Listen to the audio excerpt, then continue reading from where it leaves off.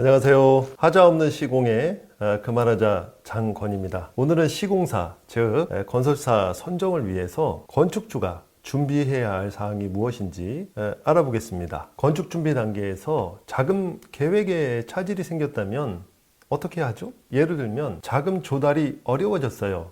그러면 어떻게 하죠? 건축 계획을 중단하면 됩니다. 또한 공사 도중이라도 토목이나 건축 설계를 변경하고 싶다. 이 또한 나름의 애로가 있겠지만 불가능하지 않습니다. 건축은 이렇게 처음부터 마지막까지 단번에 진행되지 않고 수정과 보정을 거듭해 가면서 완성해 가는 작업일지도 모릅니다. 더 나은 공법이나 방법이 있다면 건축은 수정 보완이 얼마든지 가능합니다. 하다못해 건물의 구조가 잘못되었다고 하더라도 보완할 방법이 있습니다. 그런데 건설사 선정만큼은 다릅니다. 건설사를 잘못 선정하면 건축주는 혹독한 대가를 치러야 합니다. 공사 진행 도중에 이 건설사를 교체한다는 게 정말 만만하지 않습니다. 특히 다음에 두 가지 때문에 어려운 겁니다. 첫째가 유치권에 대한 문제가 있고요. 둘째는 분쟁이 발생한 공사 현장을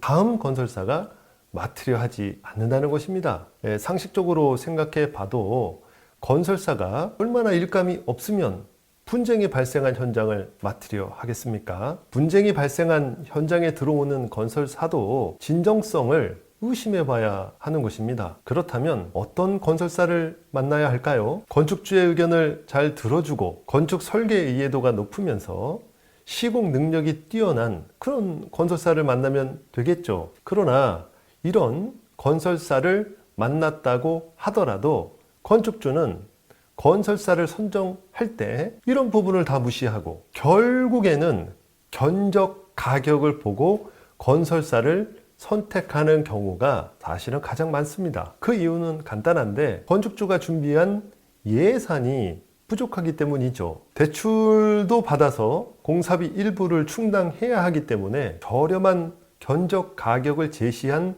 그런 건설사를 뿌리치기란 쉽지 않습니다. 대개 건축주는 평균 한 5군데 정도의 건설사에게 공사 의뢰를 하게 됩니다. 그런데 5곳의 건설사 모두가 견적에 다 참여하는가? 그렇지는 않습니다. 그 중에 한두 곳의 건설사는 견적 내기를 포기합니다. 포기하는 이유는 총 공사비가 적어서 참여하지 않기도 합니다. 100억 미만의 공사는 참여하지 않거나 50억 미만의 공사는 수주하지 않는 그런 건설사가 꽤 있습니다. 즉 규모가 큰 건설사에게 견적을 의뢰할 경우에는 견적을 받지 못할 수 있습니다. 또 하나는 건설사가 바쁘거나 공사 현장이 겹칠 때입니다. 여러 현장을 맡아서 공사하는 경우에는 공사가 겹치기 때문에 견적을 제출할 여력도 의사도 없는 것이죠. 그래서 보통 두세 곳의 건설사에게 견적을 받아보게 되는 겁니다. 그런데 이 건설사들의 견적 가격이 비슷비슷하면 좋은데 천차만별이라는 것입니다. 예컨대 10억으로 입찰하는 건설사가 있는 반면에 15억을 써내는 건설사도 있고 적게는 7억을 써내는 곳도 있습니다. 즉 동일한 건축 현장임에도 많게는 8억 차이가 난다는 것입니다. 이럴 수가 있을까? 그렇게 생각하겠지만 매우 흔한 경우이고 놀랍지 않습니다. 그렇다면 왜 이런 현상이 나타나는 걸까요? 그 이유는 건축주에게 있습니다. 건축주가 잘못된 견적 도면을 건설사에게 전달했기 때문에 견적가의 차이가 발생하는 것입니다. 이것은 잘못된 도면이자 준비가 안 된 도면이기도 합니다. 보통 건축주 대부분은 건설사에게 견적을 의뢰할 때 평당 공사 단가를 가장 먼저 알고 싶어 합니다. 공사 단가가 가장 궁금한 내용이라는 것은 이해하지만 평난 단가에 의존하면 공사를 실패할 가능성이 높습니다. 예를 들어서 욕실 공사만 하더라도 욕실에서 사용하는 수전 말이죠. 한 개에 10만 원짜리가 있는가 하면 100만 원 이상 하는 수전도 있습니다. 수도꼭지 하나도 10배 이상 차이가 나는 것이죠. 이 때문에 건설사의 견적가가 천차만별이 되는 것입니다. 제가 여러분에게 질문을 해보겠습니다.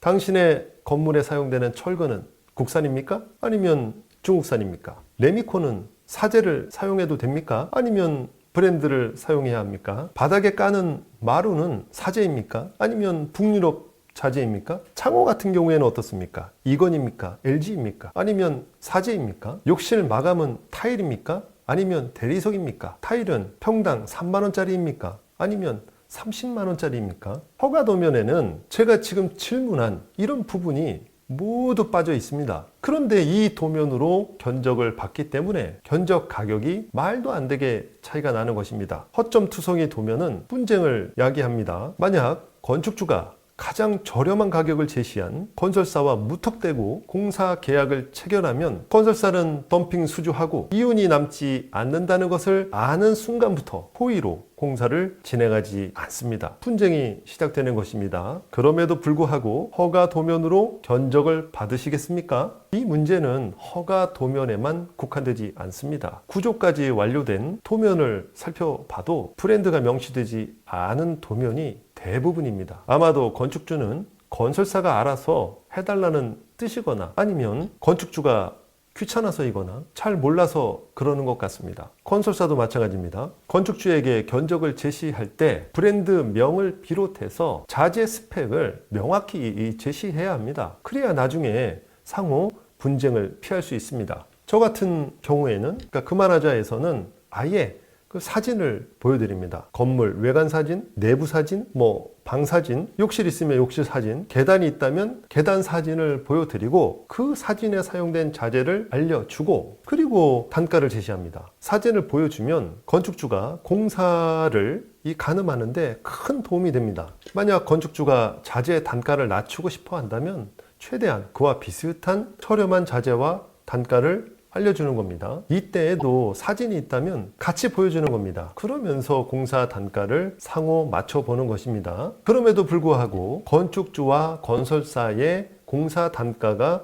서로 맞지 않으면 계약을 하지 않으면 됩니다. 그것이 건축주도 이득이고 건설사에게도 나은 방법입니다. 오늘 강조하고 싶은 내용을 정리하면 이렇습니다. 첫째, 건축주는 자재 스펙을 명시한 도면을 건설사에게 전달해라. 둘째는 건축주는 건설사로부터 공사에 사용될 자재 또는 사진을 전달받아라. 이 두 가지는 매우 상식적이면서도 분쟁을 피할 수 있는 그런 과정이 될 것입니다. 건축주는 꼭 명심하기 바랍니다. 자재 스펙을 명시한 도면으로 견적을 받으세요. 분쟁을 줄이고 가장 건축주의 의도와 동일한 건물로 만들 수 있을 것입니다. 오늘은 여기까지. 좋아요, 알람, 구독하시면 가장 빠르게 정보를 받을 수 있습니다.